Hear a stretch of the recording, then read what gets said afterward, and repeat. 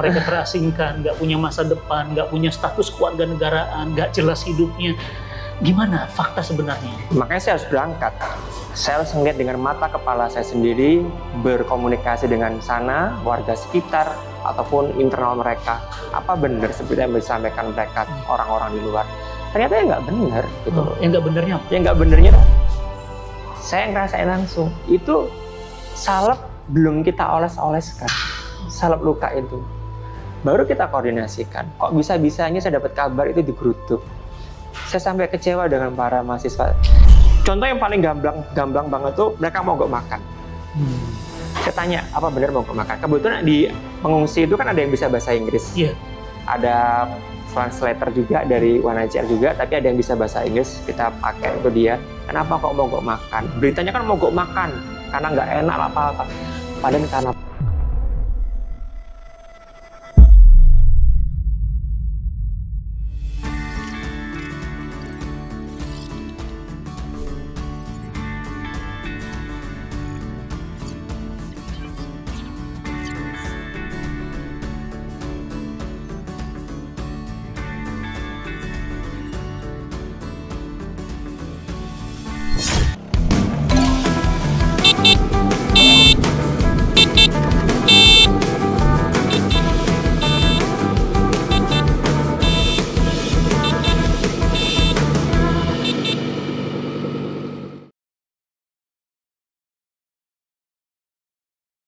Assalamualaikum warahmatullahi wabarakatuh, sahabat cinta Quran. Alhamdulillah pada kata UFK edisi hari ini sangat spesial. Kita akan membahas sebuah tema yang jarang dibahas, bahkan cenderung disembunyikan. Untold story tentang Rohingya dan problematikanya dan juga dunia Islam pada umumnya. Dan menariknya, kata UFK edisi kali ini bukan hanya mengangkat isu itu, tapi diangkat oleh seorang dokter yang Masya Allah, saya follow Instagramnya, saya tertarik dengan konten-kontennya.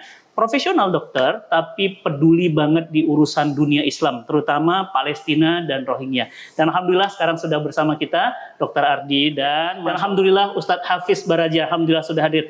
Dr. Ardi, saya kagum sama dokter itu, makanya langsung saya ikut, saya follow. Kok dokter spesialis anak, followernya besar, tapi ngurusin urusan yang bukan urusan anak-anak sehat, tapi ngurusin Rohingya. Ada apa dokter? ya urusan kita semua sebenarnya ya.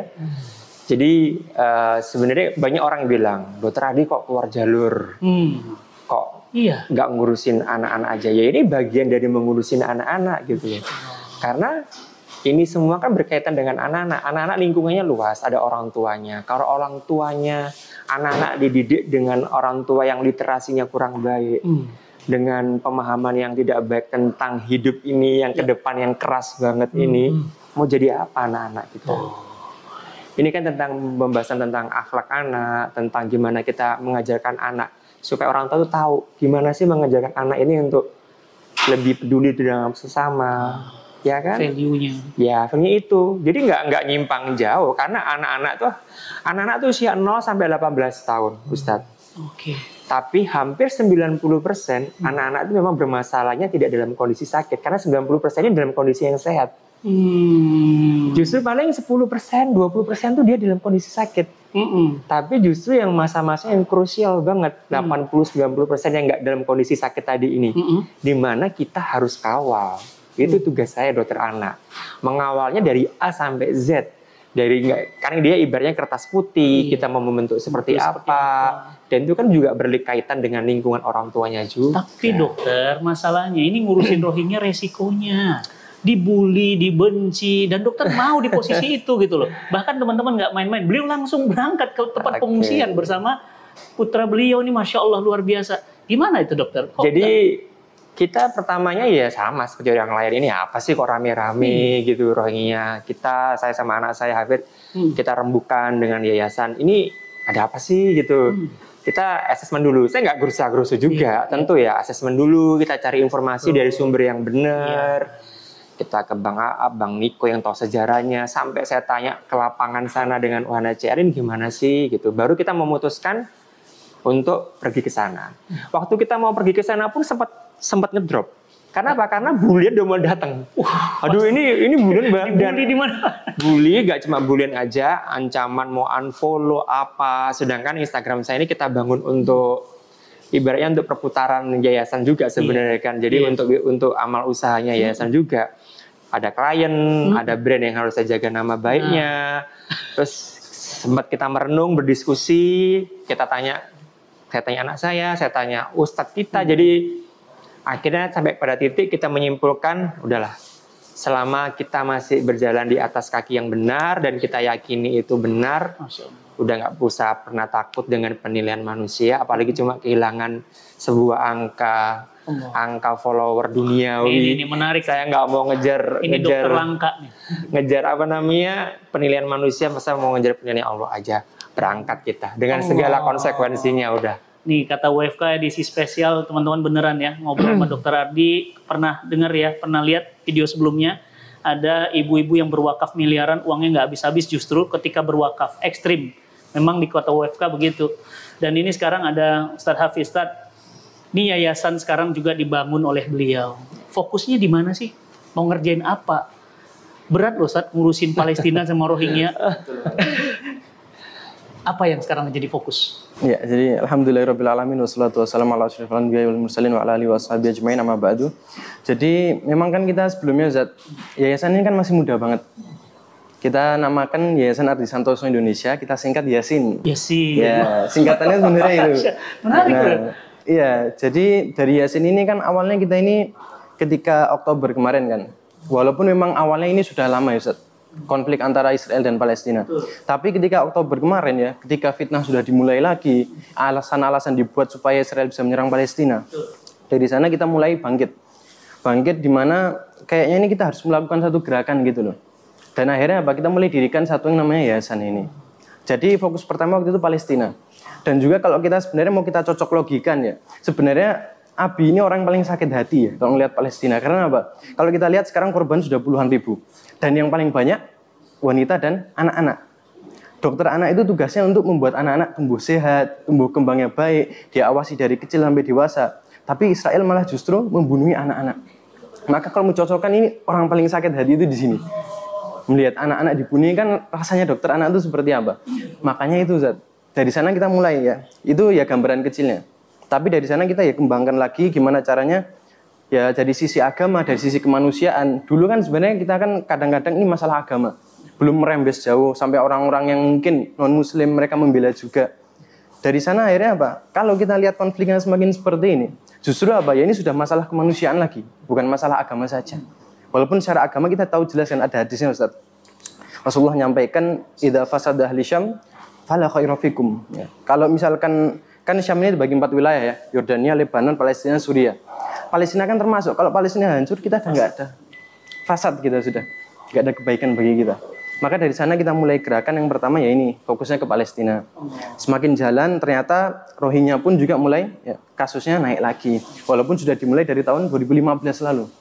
Nah, tapi karena memang sekarang kondisinya seperti ini banyak fitnah yang berterbaran gini, ya makanya walaupun kalau kita lihat sebenarnya harus mengorbankan apa, sebenarnya dibully, diejek dan lain sebagainya itu nggak ngaruh apa-apa Ustaz dibandingkan penderitaan mereka yang sekarang berjuang demi kemanusiaan tadi itu. Jadi sebenarnya nggak ada yang lari dari dunia kedokteran anak sebenarnya, justru hatinya dokter anak banget ini. Dokter, saya ingin ulas balik ke belakang dulu. Bisa diceritakan sejarah kenapa milih jadi dokter anak di tengah banyak pilihan? Saya itu pertanyaan saya waktu masuk pendidikan dokter spesialis juga ditanya hal yang sama. Kenapa kamu kok milih dokter anak? Kenapa nggak yang lain? Jawabannya cuma satu ya, karena cita-cita saya. Karena cita-cita saya. Itu udah itu nilai yang paling menurut saya ya namanya cita-cita dari kecil. Dari kecil, SD, SMP, SMA, kuliah ya semua terarahkan memang pengen jadi dokter spesialis anak. Karena menurut saya anak-anak itu apa ya? Saya tuh suka ngeliat tumbuh gitu loh. Tumbuh, berkembang, dan berdampak gitu kan. Jadi karena saya nggak mungkin selamanya juga ada. Tapi saya kalau jadi orang yang berkontribusi terhadap seseorang yang namanya anak ini, paling nggak tuh saya tuh bisa tenang gitu loh. Contoh ke anak saya ini. Saya ingin jadi orang yang sukses, ustadz yang keren, yang gimana. kalau suatu saat saya nggak, merinding saya sampai. Terus kalau saya nggak ada ya udah, nanti dampaknya buat dia, dan harapan saya dia punya berdampak buat lingkungannya, buat sekitarnya, buat adik-adiknya, buat keluarga kita, semuanya, masyarakat. Nilainya anak itu value kuat gitu. Makanya harus dijaga dengan baik-baik lingkungannya, kesehatannya. Itu kan kesehatan anak kan nggak hanya satu sisi anak itu sendiri, tapi lingkungan orang tua juga. Saya lihat langsung di Instagram dokter melihat langsung di tempat pengungsian. Iya. Bisa diceritakan rasanya berkunjung ke tempat negara genosid, mereka terasingkan, nggak punya masa depan, nggak punya status kewarganegaraan, nggak jelas hidupnya. Gimana fakta sebenarnya? Iya, jadi sedih sih Ustadz ya, menyedihkan banget. Jadi karena makanya saya harus berangkat. Saya harus melihat dengan mata kepala saya sendiri, berkomunikasi dengan sana, warga sekitar, ataupun internal mereka. Apa benar seperti yang disampaikan mereka, orang-orang di luar? Ternyata ya nggak benar gitu. Yang nggak benernya apa? Yang nggak benernya tuh berita-berita yang nggak benar. Contoh kayak apa namanya? Contoh yang paling gamblang banget tuh, mereka mogok makan. Saya tanya, apa benar mogok makan? Kebetulan di pengungsi itu kan ada yang bisa bahasa Inggris. Iya. Ada translator juga dari UNHCR juga, tapi ada yang bisa bahasa Inggris, kita pakai itu dia. Kenapa kok mogok makan? Beritanya kan mogok makan, karena nggak enak apa-apa. Padahal karena puasa. Ada yang buang air besar sembarangan, apa sembarangan. Di sana nggak disedia. Ini saya cerita sampai merinding. Saya juga karena merinding. Tempat mereka gimana mau buang air besar dengan layak? Tempat nggak disediakan. Kemana-mana nggak boleh. Apa manusia ini nggak buang hajat? Memang benar ada beberapa oknum yang di luar daerah yang mungkin oknum ya melakukan tindakan kriminal atau yang apa, kan kita nggak bisa sama ratakan semuanya. Apalagi ada yang sampai nyangkut-nyangkut, itu beneran muslim apa enggak? Tolong di videoin dulu. Ada yang komentar ke saya, videoin syahadatnya sama cara sholatnya. Kita aja yang sama muslim belum tentu ada yang hafal ayat kursi aja belum tentu hafal. Betul. Haruskah itu jadi alasan kita untuk membenci mereka serendah-rendahnya itu? Di tempat yang seperti itu, yang kalau menurut saya, ya kalau menurut saya sih nggak layak. Apalagi waktu saya ke sana, kan di PD itu ada beberapa tempat titik yang ada titik di mana ada titik yang belum settle. Jadi masih sudah terombang-ambing di 5 titik. Jadi duduk lempar sana sini sama warga. Iya. Saya datangi ke sana, sempat mencekam karena mencekam tuh di briefing sama pihak UNHCR. Hati-hati loh ya, nanti mobil parkirnya ngadep sana. Nanti pokoknya jangan deket-deket. Pokoknya nanti kalau warga marah langsung lari atau gimana. Saya tuh bingung. Ini kenapa sih? Segitunya? Iya, kenapa gitu loh. Saya santai gitu loh. Kita ini mau ngapain? Iya. Kita ini mau berbuat baik, bukan mau perang, saya bilang gitu. Terus udah kita ke sana, saya turun, ya biasa aja. Memang ada yang penjaga warung. Dilala, kalau kata orang bahasa Inggrisnya itu dilala itu apa bahasa Inggrisnya? Dilala, di situ ada Pak Lurahnya. Iya. Ada Pak Lurah, saya ngobrol langsung ke Pak Lurah. Dan di situ juga ternyata penampungannya cuma biasa gitu, 2 rumah, sini yang perempuan anak-anak, yang sana laki-laki. Ada Pak Lurah. Pak Lurah, saya minta izin untuk pengobatan. Saya nggak aneh-aneh, nggak melakukan apa-apa. Saya hanya mengobati yang luka. Saya nggak mau loh ya, kok rame-rame bawa spanduk, bawa bantuan semua. Saya tuh menjaga nama baik warga saya. Dan jangan sebut-sebut nama saya nggak mau. Banyak yang cemburu, iri nanti gitu. Iya Pak, saya hanya mengobati saja dan nggak lama. Jangan ada kerumunan. Ya, pokoknya saya nggak lama. Lalu saya lihat Pak Lurahnya itu warga Aceh berarti? Iya, yang nerima itu. Bukan orang Rohingya? Iya. Saya tanya, loh Bapak kok nerima beli ini 138 ini yang sudah terlunta-lunta. Lah gimana lagi? Mereka nggak punya tempat, sudah dilempar ke sana kemari. Saya nggak mau nerima. Oh, terima kasih ya Pak. Saya bilang gitu. Bapak masih punya hati ini berarti. Terus di depan saya ada sampah, tumpukan sampah, kamar mandi. Anak-anak Rohingya bersih-bersih naruh situ. Pak, itu sampahnya terus yang buang siapa? Saya bilang gitu. Kan saya sama orang IOM waktu itu ya, sama UNHCR juga. Kalau kan di situ orang UNHCR nggak boleh masuk. Akses IOM nggak boleh masuk untuk menggapai, memberi bantuan nggak boleh. Saya bantu ngomong, Pak, itu sampah numpuk. Saya lihat anak-anak Rohingya itu pada buang sisi itu numpuk, apakah nggak jadi bau kalau sampai numpuk. Kalau seumpamanya kita bantu untuk bersih-bersih gimana, untuk diangkut gitu. Kalau itu mungkin boleh. Gitu. Terus habis itu ada kamar mandi di belakangnya. Pak, itu listrik sama kamar mandi 2, airnya gimana? Terus yang membersihin toiletnya gimana? Ya kita sendiri. Kalau seumpama kita bantu, dari UNHCR dibantu, gimana gitu? Ya boleh gitu. Pada prinsipnya sebenarnya masyarakat Aceh itu sangat baik. Cuma karena termakan dengan propaganda kebencian, ujaran kebencian ini, yang akhirnya sehingga mereka takut sendiri. Sebenarnya mereka baik. Sampai di akhir pengobatan, saya sempat pesan ke Pak Lurah saya minta tolong sampaikan ke puskesmas, Bapak ini lurah punya akses ke puskesmas, minta tolong kok ada yang sakit, ini ada yang sakit loh Pak, minta tolong nanti kalau ada apa-apa biar nggak repot Bapak koordinasi dengan puskesmas. Nanti kalau ada pembiayaan akan dibayar sama IOM. IOM itu kan immigration organisasinya salah satu UN yang untuk imigrasi itu. Jadi nanti bisa dicaskan. Terus dia bilang mau, saya direct titip. Saya pesan gitu. Saya kata orang Jawa Pak, saya direct titip. Saya terima kasih banyak mewakili saudara-saudara saya di situ, Bapak sudah mau terima. Pokoknya mengharukan sekali. Pokoknya saya direct titip Pak, minta tolong dijaga baik-baik karena nggak ada tempat lain. Sambil nanti kita proses untuk kita kumpulkan di Mina. Mina itu tempat yang settle di PD untuk kita tempatkan di sana. Tapi kan sana udah overload. Nah gitu. Itu yang di PD. Habis itu kita ke Banda Aceh. Banda Aceh itu sudah hampir 4 atau 3 tempat itu dari pinggir pantai diusung ke sini, terus ke kantor gubernur, dipindah ke sini, akhirnya ditaruh di basementnya gedung apa tadi namanya BMA itu ya, BMA itu dijaga 2 polisi, dia di basement. Nah itulah ketemu saya sama seseorang yang bisa bahasa Inggris, ketemu UNHCR juga, kita pengobatan, saya makan bareng, waktu itu kan makan, saya ingin tahu, saya tanya apa benar mereka menyanyiakan makanan, sama sekali tidak ada yang menyanyiakan makanan. Mereka makannya juga biasa, standarnya juga standar yang layak lah ya, karena kan saya juga ikut makan. Mereka tuh kok dari sisi makan nggak ada kekurangan. Karena logistik semua kan dibantu dengan UNHCR, dengan IOM, karena memang ya tugasnya mereka gitu kan. Pemerintah memang nggak ratifikasi tentang konvensi 1951, jadi memang nggak bertanggung jawab, yang bertanggung jawab mereka.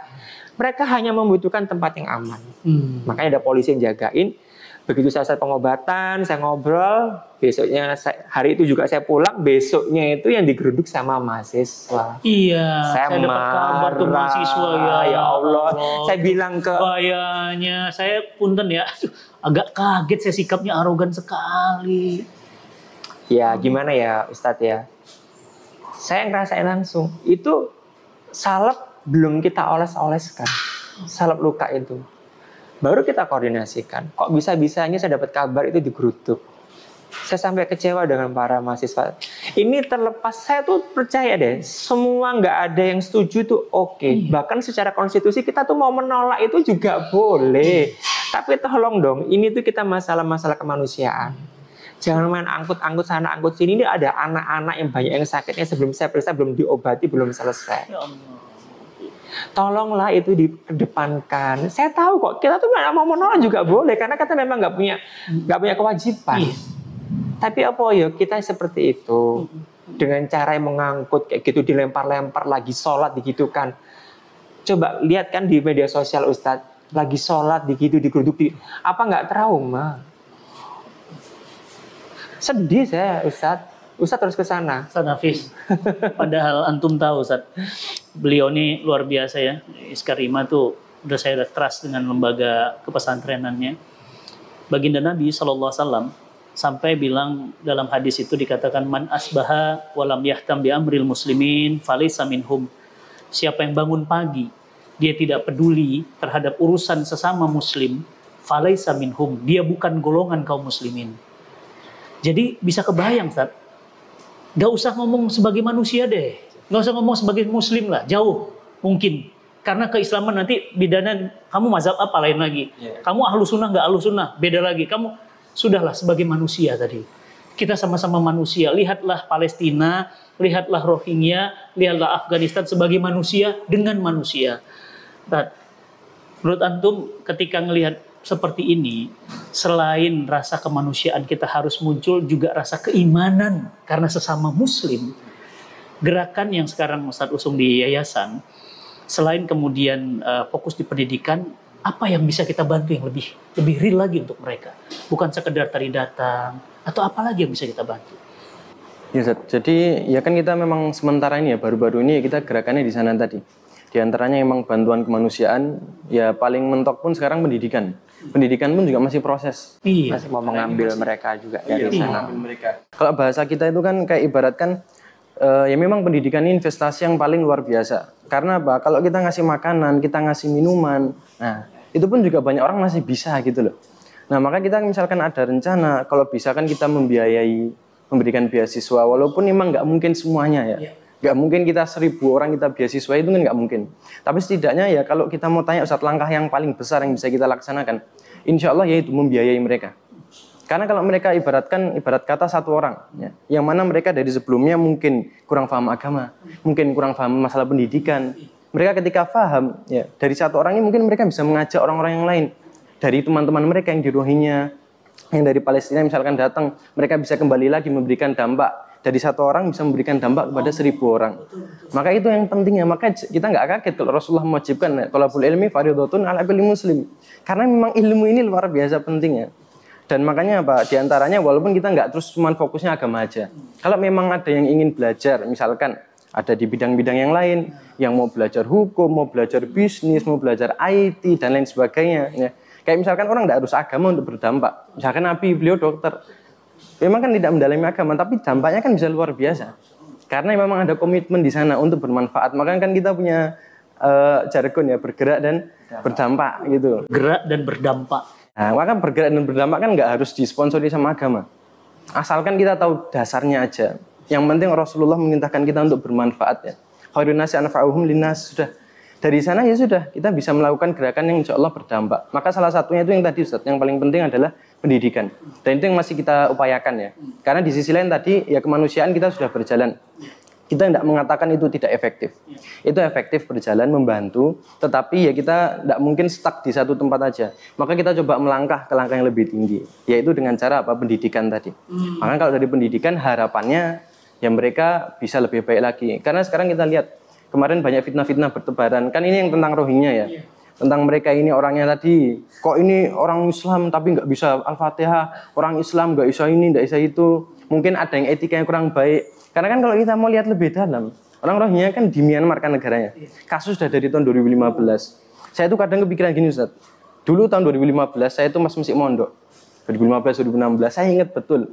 Imam-imam masjid itu sampai buat kunut. Allahumma ansur ikhwanal mujahidina fi Rohingya. Dan kita semua mengaminkan gitu loh. Tapi kok 7 tahun kemudian kita malah berbalik apa? Malah menghina, menjatuhkan. Yang kita doakan. Nah, apa kira-kira faktornya apa kalau bukan karena ilmu yang kurang? Tidak pahaman itu. Maka kita ingin apa? Memberikan pendidikan lebih. Orang-orang Rohingya mereka dibilang tidak bersyukur dan sebagainya. Karena mereka didiskriminasi. Tidak diberikan pendidikan di sana, tidak diedukasi. Maka kalau ada minus akhlak sedikit, ya kita harusnya bisa memaklumi gitu. Maka pendidikan ini Ustaz. Insya Allah kalau misalkan kita langkah ke depan yang mungkin paling kita cari ya, yaitu adalah pendidikan. Dan itu masih kita upayakan sampai sini. Ustaz Hafiz tahu nggak? Itu yang ngina-ngina, yang ngebully, tahu nggak? 73% umat Islam Indonesia nggak bisa baca Quran.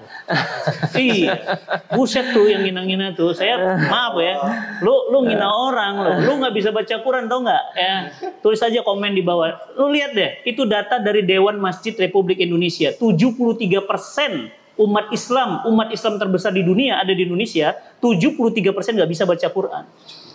Bayangkan, Biro Pusat Statistik 2018 bilang apa? 58,53%. Dibantah sama Dewan Masjid. Dewan Masjid bilang apa? 73%. Dan benar, saya sama Mas Ari Untung, sama teman-teman artis hijrah pernah jalan, kita survei acak. Mas, bentar sini, coba baca Quran. Wah, udah bisa baca Pak. Mas, ini Mas, bentar. Oh, ini ganteng banget nih, pakai jas, pakai dasi. Masya Allah, silahkan baca Quran. Waduh, terakhir baca SD Pak. Jadi jangan menghina kalau nggak paham, kamu juga nggak paham tentang agamamu gitu loh. Ya, jadi Masya Allah saya sedih sekali dan benar saya sepakat nih gerakan pendidikan.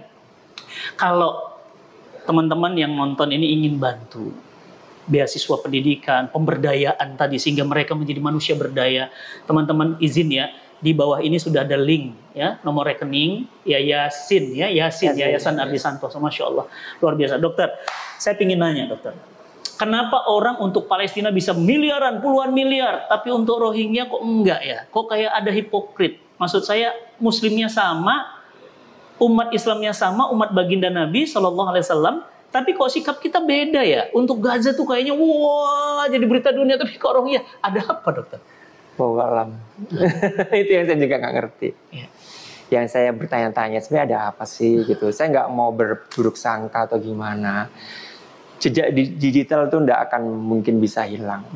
6 tahun yang lalu, 7 tahun yang lalu, ulama-ulama besar kita menggerakkan untuk membantu Rohingya.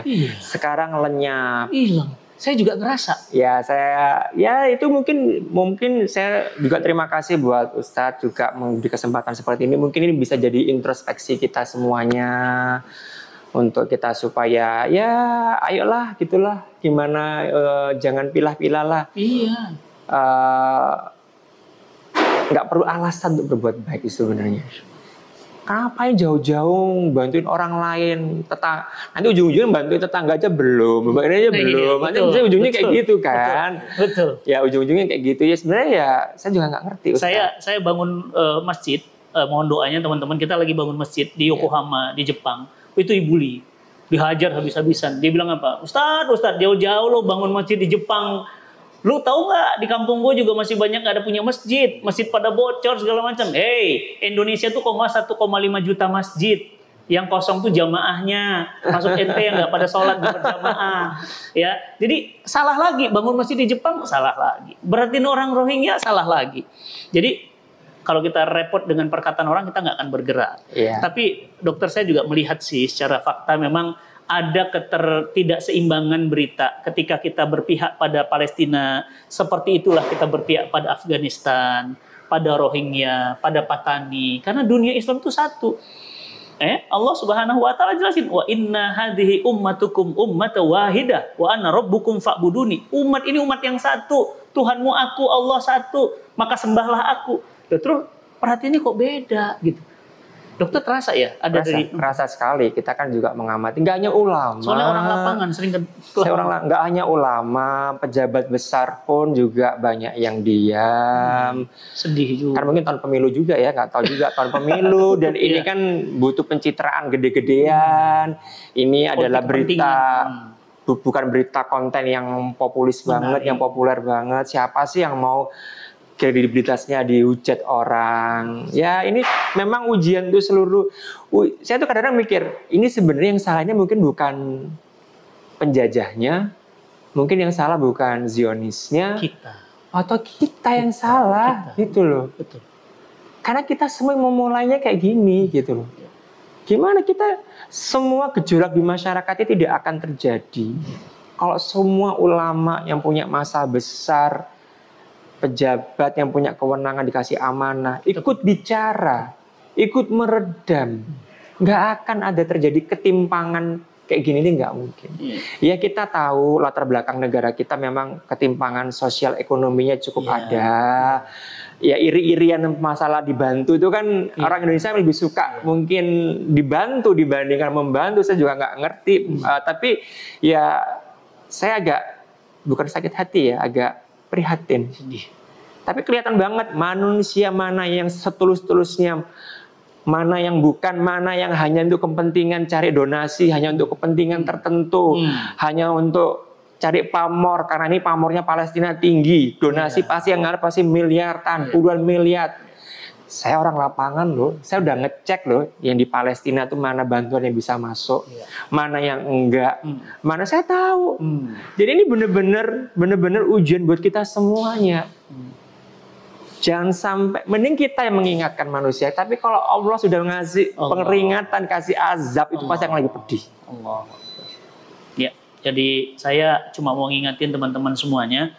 Saya teringat saat hadis Nabi SAW, Nabi kita tercinta, beliau sampai bilang, barang siapa yang menyelamatkan satu manusia ya, nggak peduli agamanya loh, apalagi sesama muslim, maka dia seperti menyelamatkan seluruh manusia.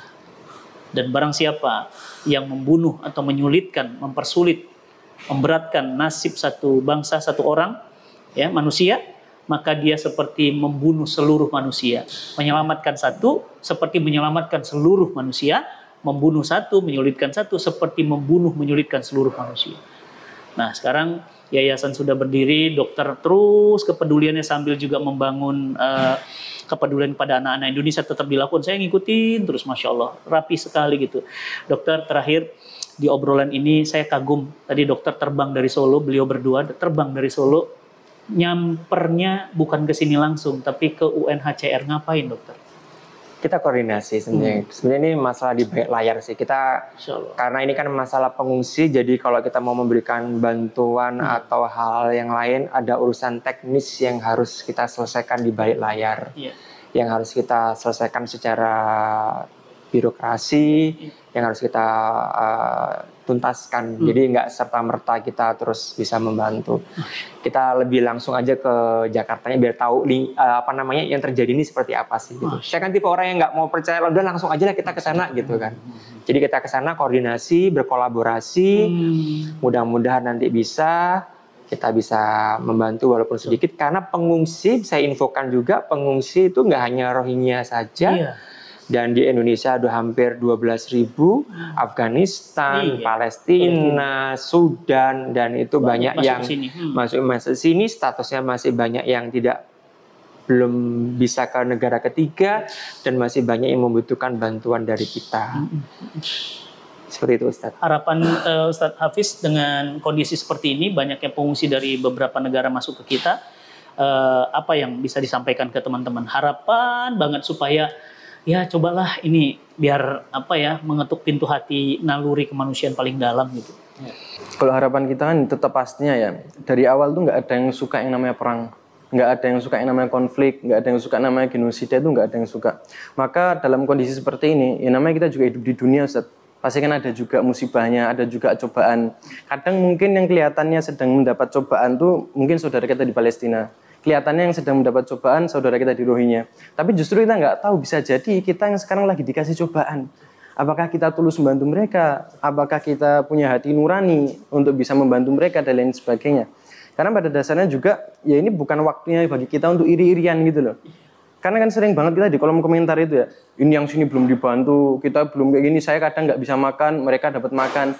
Karena saya berani saat ini berapapun ya, taruhan berapapun. Mereka ini, kalau misalkan apa ada yang mau ditukar nasibnya, ayo kamu yang jadi pengungsi aja. Nggak ada yang mau kan pasti. Siapa yang mau jadi pengungsi? Nggak punya keluarga negara, nggak ada yang mau. Makanya itu, jadi bukan waktu yang kita untuk iri-irian. Kalau misalkan kita bisa bantu, ayo bantu. Kalau nggak bisa, minimal jangan menyulitkan yang membantu. Itu paling minimal sudah. Iya. Karena sekarang udah nggak bantu, jangan menghina. Betul, Ustaz. Kita tuh sekarang lagi berjuang, ya maksudnya itu kalaupun kita nggak pernah mengharap maksa, bantu tuh nggak pernah. Tapi kalau misalkan kita, ya mohon maaf nggak bantu, ya minimal jangan menghina gitu. Kita kan sedang membantu, sedang berusaha. Maka di sana, karena apa? Mereka juga saudara kita. Mereka saudara kita, bahkan kalaupun bukan saudara, mereka sama-sama manusia sebagaimana kita manusia. Mereka layak mendapatkan hidup yang benar, mereka layak mendapatkan ya perilaku yang baik, semuanya itu layak, kita sama-sama manusia. Ya maka harapan kita adalah ya kita tetap ya membantu. Karena apa? Ya namanya kemanusiaan itu tidak boleh pilih-pilih. Kita tidak boleh pilih-pilih. Makanya yang ngenes kemarin tuh gitu. Jadi banyak bener yang disebutkan tuh, orang-orang sekarang banyak yang jual ini ya, branding nama Palestina. Palestina sekarang ini lagi digunakan kontennya ya, hanya untuk mencari nama saja. Karena apa? Kalau dilihat misalkan banyak sekali ya, jadi kayak konten kreator di atas bela Palestina, kalau di scroll Instagramnya naik dikit sudah menghina Rohingya. Karena kalau kita mau logika aja, Ustaz, membela Palestina. Ya. Palestina sama Rohingya sekarang statusnya sama. Negara yang bedanya, Palestina ini kan negara, kalau Rohingya kan etnis. Mereka sama-sama sedang mengalami genosida. Nah, sekarang kita menghina sampai kita visit akunnya Israel, IDF, kita hina-hina. Tapi kenapa kita nggak melakukan hal yang sama kepada Myanmar? Yang mana jelas-jelas yang menjadi pelaku daripada genosida itu. Tapi kita malah membuli korbannya. Nah kan naudzubillah kayak gitu. Makanya tetap kembali kepada tadi ya, kita ini kayak gini harus lebih banyak literasi, harus lebih banyak wawasan, harus bisa memilah mana berita yang benar, mana berita yang salah. Sekali kita termakan propaganda, Sekali kita termakan berita yang salah, ya sudah, berkelanjutan sampai kapanpun. Padahal suatu saat nanti kita bakal ditanya oleh Allah Subhanahu wa Ta'ala. Teman-teman semuanya, ini nggak akan boleh teman-teman nonton sendiri, klik tombol share, bagikan ke grup WhatsApp, grup Telegram, grup Facebook, itulah kontribusi kita. Kalau nggak bisa bantu biaya, bantu doa. Nggak bisa juga, minimal jari kita itu tinggal klik share, klik share, klik share. Makin banyak yang kita share, makin banyak yang nonton. Teman-teman semuanya, terima kasih ya. Kata UFK spesial mengangkat Rohingya, dan saya ada rencana insya Allah dalam waktu bulan Februari saya sudah menjadwalkan, di jadwal saya akan berangkat ke pengungsian, dan mudah-mudahan Dr. Ardi waktunya mumpuni, waktunya bisa, saya minta ditemenin untuk bisa ke sana, dan kami siap bantu. Sebagaimana teman-teman tahu, Cinta Quran juga punya program pemberdayaan pendidikan, sosial, kemanusiaan, dan selalu turun untuk urusan kemanusiaan apapun. Kalau untuk Palestina, terima kasih teman-teman. Kita kemarin sudah galang dana lebih dari 2-3 miliar untuk Palestina. Bagaimana dengan saudara kita Rohingya? Teman-teman semuanya, Cinta Quran Foundation bekerjasama dengan Yasin untuk menggalang dana bantuan untuk maksimal pendidikan di sana. Silahkan di link di bawah ini. Dr. Ardi, makasih banyak. Jauh-jauh terbang khusus dari Solo untuk kesini. Ustaz Hafiz, makasih Ustaz. Masya Allah Ustaz, setiap kalimat-kalimatnya dalam dan penuh hikmah. Dan teman-teman semuanya ini bermanfaat. Share, bagikan ke banyak-banyak teman-teman. Mohon maaf jika ada kesalahan. Terima kasih, sampai ketemu di Kata UFK edisi selanjutnya. Assalamualaikum warahmatullahi wabarakatuh. Waalaikumsalam. Insyaallah.